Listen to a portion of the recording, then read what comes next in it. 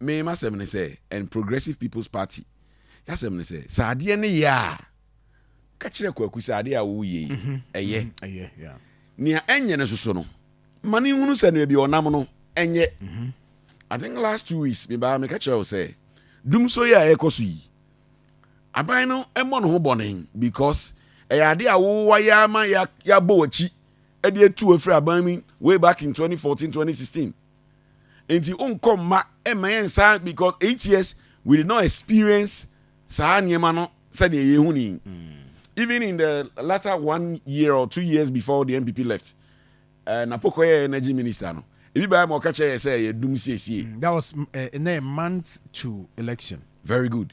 Am I keka ho nsem ne ade but at the end of the day it was solved. So who enti say wo so ba na say ye sa benya sa problems ne sa bie mu a na fe na be kire say na ayi friend is saying akosomo generation plant bi ne jato mu na wan na den na nsem no we won't take it. No na ade e koso no yempe.